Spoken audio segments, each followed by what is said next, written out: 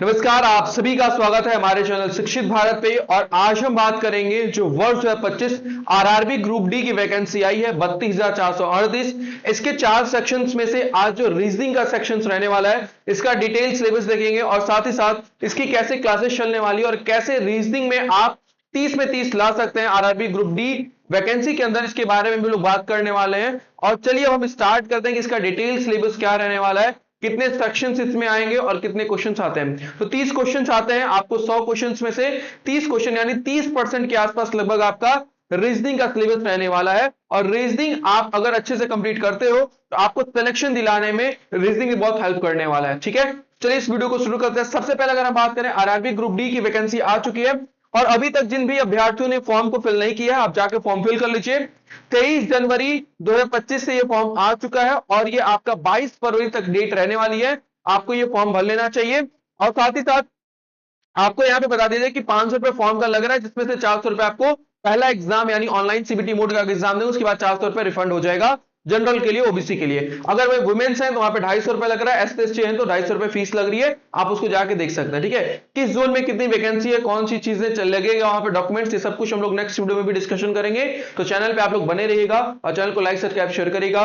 जो भी मैं सिलेबस यहाँ पे बता रहा हूँ, इसके जो 4 सेक्शंस हैं जो 100 मार्क्स के आपके पेपर आने वाले, ये चारों सेक्शंस के आपको पीवाईक्यू और प्रैक्टिस सीट बहुत अच्छे से कराया जाएगा, जिससे आप एक अच्छे रैंक के साथ वहां पे सिलेक्शन ले पाए। ठीक है, चलिए आज हम रीजनिंग की बात करेंगे। रीजनिंग में देखिए जो सिलेबस है, कौन कौन से टॉपिक को दिया, इसको हम लोग डिटेल लेके आए यहाँ पे कि क्या क्या इसमें टॉपिक्स आपसे पूछा जा रहा है। रीजनिंग में आपको 15 टॉपिक है। अगर 15 टॉपिक आपने कर लिया, आपके यहाँ 30 नंबर पक्के हैं। और रीजनिंग और मैथ ऐसा सब्जेक्ट है जहां पे फुल मार्क्स लाया जा सकता है और यहाँ पे अच्छा खासा वेटेज भी रहने वाला है। तो चलिए देखते हैं क्या वो सिलेबस रहने वाला है। सबसे जो पहला टॉपिक आपका दिया है एनालॉजीज का दिया है, यानी समानता का दिया गया है। समानता का मतलब है कि दो शब्दों के बीच में, जैसे मान लीजिए डॉक्टर और पेशेंट हो गया, ठीक है, वकील और उसका क्लाइंट हो गया, इनके बीच का जो संबंध है क्या है कि एक क्या करता है, एक दूसरे का क्या करते हैं वहां पे हेल्प करते हैं। ठीक है, डॉक्टर क्या करेगा, पेशेंट का वहां पे क्या करेगा, इलाज करेगा। वकील क्या करेगा, क्लाइंट के रिप्रेजेंट में क्या करेगा, वहां पे खड़ा रहता है। ठीक है, तो वैसे ही अगला पूछेगा, तो वहां पे अगर ऑप्शन दिया टीचर और स्टूडेंट, तो टीचर स्टूडेंट में भी वैसा ही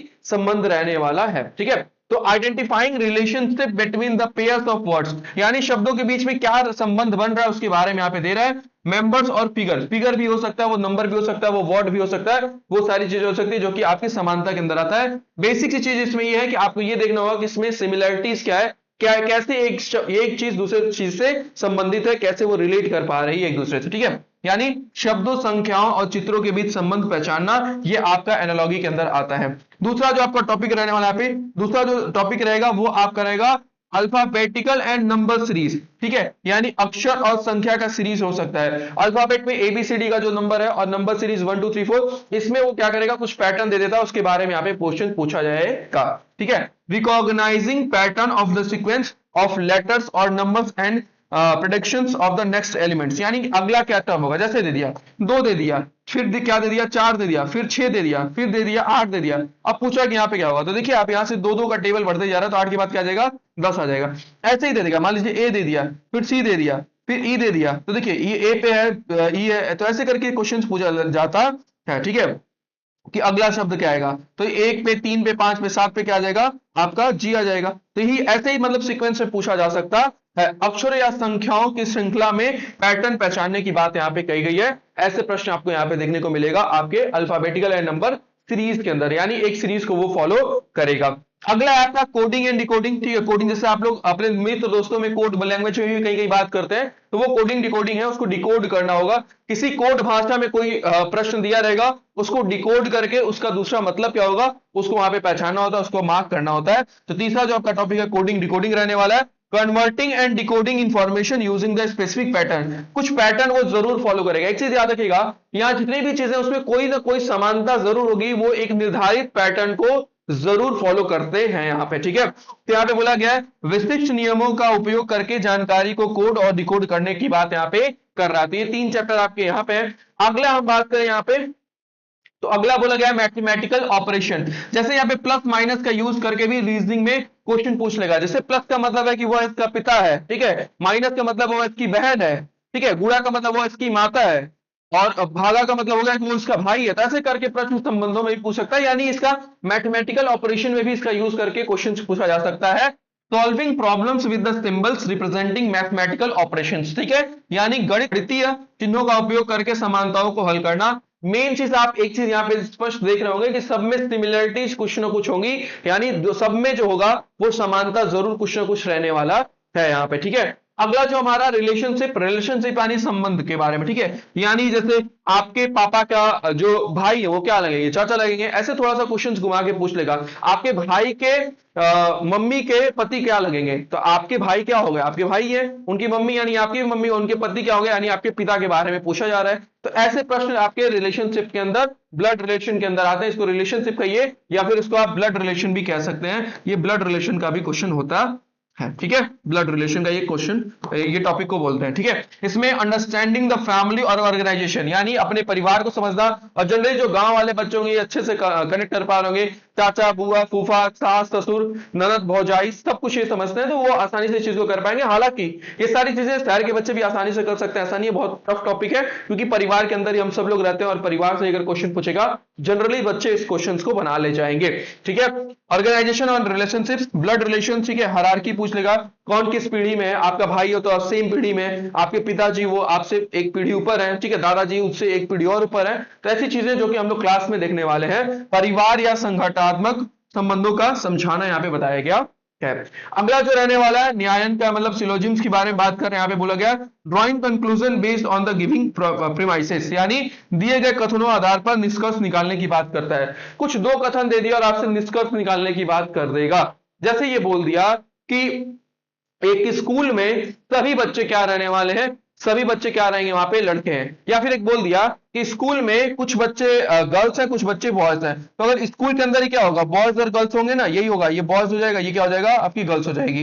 तो ऐसे प्रश्न पूछ देगा, उसको आपको निष्कर्ष निकालना होगा, ठीक है। तो वो सारी चीजें इसमें आती है, सिलोजिम्स के अंदर आती है। अगला जो हमारा जंबलिंग हो गया, ठीक है, यानी जंबलिंग मतलब क्या होगा, गड़बड़ी की व्यवस्थित करना, ठीक है, कुछ वर्ड्स आगे पीछे दे देंगे, उसको आपको व्यवस्थित करना होगा, ठीक है। जैसे सामान रूम में अगर आप देखते होंगे जो पढ़ाई करते हैं बच्चे रूम लेके, उनका सामान क्या होता है, इधर उधर बिखरा रहता है, वो अक्सर संडे को क्या करते हैं, रूम की पूरी साफ सफाई करते हैं, तो चीजों को व्यवस्थित करते हैं। वैसे यहाँ पे जंबलिंग है, गड़बड़ी को व्यवस्थित करना, तो यहाँ पे भी कुछ वैसा ही है, यहाँ पे अक्षरों को, अल्फाबेट्स को, नंबर्स को आपको व्यवस्थित करना होगा। अरेंजिंग जंबल्ड लेटर्स वर्ड्स और sentence into a meaningful sequence, यानी उसका कुछ मतलब भी निकले, ठीक है। आप ऐसे जैसे आप रूम में अपने चीजों को संभालते हैं, सजाते हैं संडे को, तो एक सीक्वेंस में रखते हैं ना। अब ऐसा तो नहीं है कि आप गैस के ऊपर रख देंगे, ठीक है, उस चीजों को आप नीचे ही रखेंगे कहीं पे, बुक्स को रैक पे रखेंगे, ऐसी चीजों को, जूते को आप बाहर रखेंगे, तो एक सीक्वेंस, एक तरीका होता है रूम में रहने का। वैसे ही जब सेंटेंस किसी वाक्य की बात है तो उसको भी एक तरीका होता है रखने का, जिसका एक मीनिंगफुल वर्ड निकले, एक शब्द बने उसका, ठीक है, कुछ मतलब निकले। तो ऐसी चीजों को यहाँ पे बोला गया है, उलझे हुए अक्षरों शब्दों या वाक्यों को व्यवस्थित करने की यहाँ पे बात किया गया है, मीनिंगफुल मैनर में, ठीक है, उसका कुछ मतलब हो, ठीक है। चलिए आगे देखिए, अगला है हमारा वेन डायग्राम हो गया। वेन डायग्राम से भी क्वेश्चंस पूछता है, representing relationship between the set using diagram यहाँ पे दे दिया गया, यानी वर्गों के बीच संबंध को चित्रित करने का बात यहाँ पे कह रहा है। अगला जो हमारा टॉपिक है डाटा इंटरप्रिटेशन एंड सफिशिएंसी, यानी डाटा व्याख्या और पर्याप्तता की बात करता है। Analysing data determining the information of sufficient और टू सॉल्व द प्रॉब्लम, यानी इसमें कौन सा डाटा चाहिए जिससे हम इस क्वेश्चन को सॉल्व कर पाए, ठीक है। डाटा का विश्लेषण करना और समस्या के समाधान के लिए पर्याप्त निर्धारण करने की बात है, बोला गया कि इसमें कौन सी डाटा की कमी है या फिर क्या ये डाटा सही है, हम इसका जवाब दे पाए, ठीक है। चलिए आगे बढ़ते हैं। नेक्स्ट है हमारे यहाँ पे, अगला है हमारा कंक्लूजन एंड डिसीजन मेकिंग, ठीक है, कंक्लूजन एंड डिसीजन मेकिंग, यानी निष्कर्ष और निर्णय लेने की बात ये कहता है। कुछ फैक्ट दे देगा आपको, इवैल्यूएशन करने के लिए किसी स्टेटमेंट का कोई तर्क दे देगा, उसको कहेगा आप इसके बारे में इवैल्यूएट करिए to make a logical conclusion और अ डिसीजन, यानी बोला गया कि तार्किक निष्कर्ष निकालने या निर्णय लेने के लिए कथनों का मूल्यांकन करना यहाँ पे बताया गया है, ठीक है। अगला जो आपका है 11वां है सिमिलरिटीज एंड डिफरेंसेस की बात करता है, समानता और विभिन्नता की बात करता है कि क्या समान है क्या विभिन्न है, अलग है इन दोनों में, ठीक है। तो वो चीजें कंपैरिजन करके आप देख सकते हैं, जैसे identifying commodities and distinctions between objects figures और आइडियाज, ठीक है, यानी वस्तुओं चिन्हों और विचारों में समानता और विभिन्नता की पहचान करना। जैसे मान लीजिए अब जानवरों की बात ले लेते हैं, जानवरों में अगर मान लीजिए कुत्ता है, गाय है, बकरी है, भैंस है, घोड़ा है, और एक तरफ दे दिया शेर है, जिराफ है, ठीक है, भालू है तो क्या होगा, जो मैंने पहले एनिमल बताया जैसे गाय भैंस बकरी को, ये क्या होता है, ये पालतू जानवर। अब वहीं पे मैंने शेर की बात करी, भालू की बात करी, तो ये क्या है, पालतू नहीं है। ठीक है, तो ऐसी चीजें पूछा जा सकता है। ठीक है, अगला आपका एनालिटिकल रीजनिंग की बात कर रहा है, विश्लेषणात्मक तर्क की बात कर रहा है, solving structured and logical reasoning based on the problem. ठीक है, यानी बोला गया संरचित और तार्किक तर्क आधारित समस्याओं को समाधान करने की यहाँ पे बात कही गई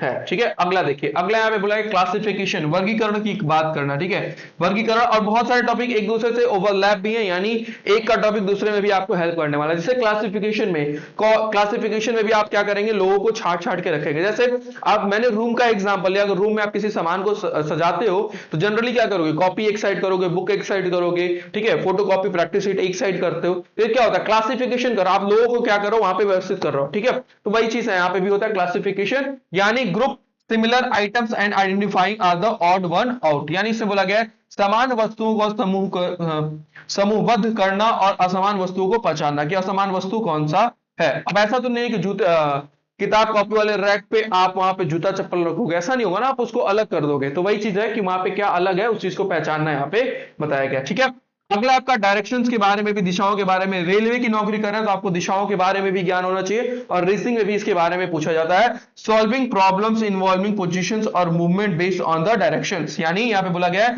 दिशाओं के आधार पर स्थिति या गति के संबंधित समस्याओं का हल करने की यहाँ पे बात बोली गई है। और लास्ट जो हमारा टॉपिक है statement and arguments and assumptions की बात कर रहा है, कथन तर्क और अनुमान की बात यहाँ पे कर रहा है। Evaluation arguments and identifying assumptions in the statement की बात कर रहा है, कथनों में तर्कों का मूल्यांकन और अनुमानों का पहचान करने की बात यहाँ पे कही जा रही है। तो ये आपके 15 जो टॉपिक रहने वाले हैं, जो आपके आरआरबी ग्रुप 2 वैकेंसी के अंदर आने वाले हैं, और ये 30 नंबर के आने वाले हैं। लगभग 30% जो आपका सिलेबस है वो रीजनिंग आने वाला है, और ये रीजनिंग का हर एक टॉपिक जो भी मैंने यहाँ पे फर्स्ट लेक्चर से बताया 15 1 से लेके 15 तक का, इसके हर एक टॉपिक को हम लोग टॉपिक वाइज कवर करेंगे। इसके प्रीवियस क्वेश्चंस को देखेंगे, कॉन्सेप्ट देखेंगे, हर एक चीज हम लोग यहाँ पे कवर कराएंगे। साथ ही साथ प्रैक्टिस क्वेश्चंस भी आपको मिलने वाला है। इसलिए जो भी बच्चे आरआरबी ग्रुप डी की वैकेंसी की तैयारी कर रहे हैं वर्ष 2025 के अंदर, इस वीडियो को ज्यादा से ज्यादा लाइक सब्सक्राइब शेयर करें, और अपने दोस्तों के साथ भी शेयर करें। कंप्लीट जो डिटेल सिलेबस है, साथ ही साथ उसकी जो पूरी तैयारी है, यानी कंप्लीट जो आपको यहाँ पे तैयारी कराई जाएगी, वो आपकी शिक्षित भारत प्लेटफॉर्म पे कराई जाएगी। इसलिए हमारे चैनल को थोड़ा सपोर्ट करें। आज के लिए इतना ही, मिलता है नए वीडियो के अंदर। जो हमारी क्लास होगी, पहली जो हमारी क्लास होगी वो एनालिटिकल समानता से होने वाली है, तो आप लोग अपनी कॉपी पे सिलेबस जरूर लिख लीजिएगा। और नेक्स्ट क्लास में हम लोग पहले चैप्टर को करेंगे, समानता जो रहने वाला है, ये हमारी अगली क्लास होगी जिसमें हम लोग मिलने वाले हैं। ठीक है, आज के लिए इतना ही, हमारी शुभकामनाएं आप सभी के साथ है। आज के लिए बहुत बहुत धन्यवाद।